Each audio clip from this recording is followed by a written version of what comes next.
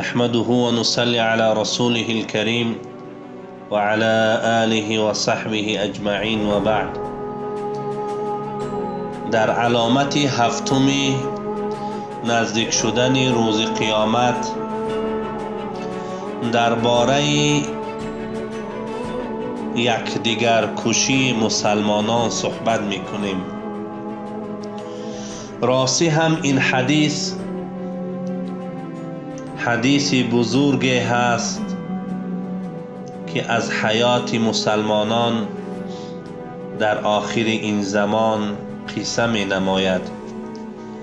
پیامبر خدا صلی الله علیه و سلم فرموده اند والذی نفسی بیده، قسم بر آفریدگاری که جان من در دست اوست، لا تذهب الدنيا حتى يأتي على الناس يوم لا يدري القاتل فيما قتل.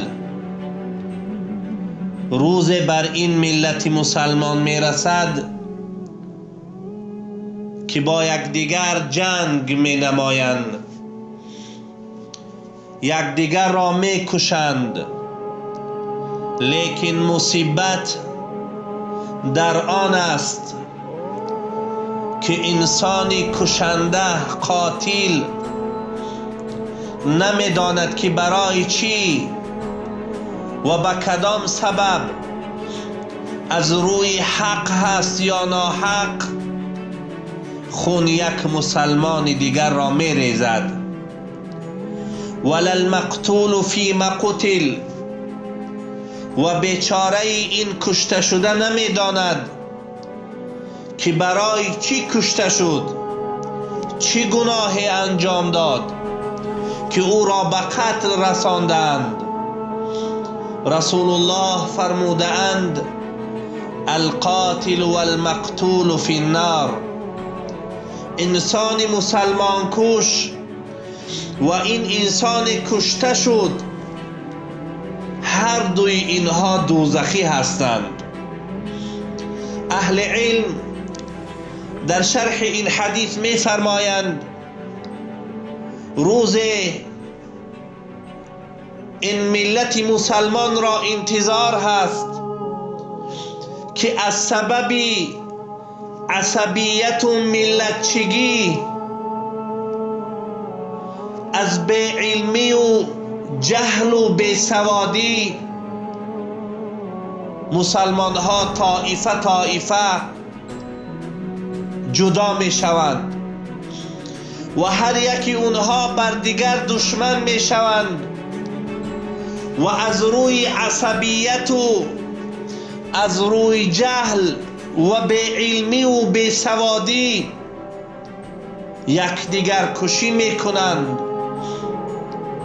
و آدم کشو و این کشته شده هر دو دوزخی هستند. حضرت ابو موسی اشعری رضی الله عنه می فرماید کان رسول الله صلی الله علیه و سلم یحدثنا ان بین یدی الساعة الهرج، می فرماید که پیامبر گفت که پیش از قیامت هرج می شود. قیل و ما الهرج، اصحاب پیامبر فرمودند ای رسول الله هرج چی معنا دارد؟ فرمود الکذب والقتل، پیش از روز قیامت دروغ در بین مردم زیاد می شود و آدم کشی در بین مسلمان ها زیاد می شود. قالوا اکثر مما نقتل الان، گفتند که ای پیامبر از این عددی که ما حاضر می کشیم از این هم زیاد، از این عددی که در زمان ما کشته می شود از این هم زیاد. قال انه لیس بقتلكم الكفار، گفت مصیبت در این هست که شما با کافرها جنگ نمی کنید، شما کافران و دشمنانی که بالای شما حمله میکنن اونها را نمیکشید، ولکنه قتل بعضکم بعضا، لیکن شما مسلمانان یک دیگر کشی می نمایید. حتی یقتل الرجل جاره، انسان همسایه خود را می کشد، و یقتل اخاه، برادر خود را می کشد، و یقتل عمه، او عمکی خود را می کشد، پسر عمکی خود را می کشد. قالوا سبحان الله و معنا عقولنا، گفتن سبحان الله، اون وقت ما عقل نداریم. قال لا الا انه ينزع عقول اهل ذاك الزمان، پیامبر فرمودند که در آن وقت عقل آن ملت از سرشان بیرون می شود.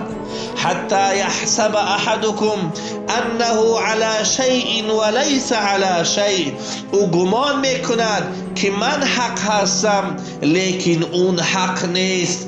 القاتل والمقتول فی النار، کشنده و کشته شده هر دو دوزخی هستند.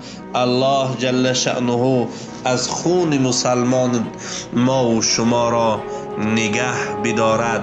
تا علامات دیگر در امان الله باشید.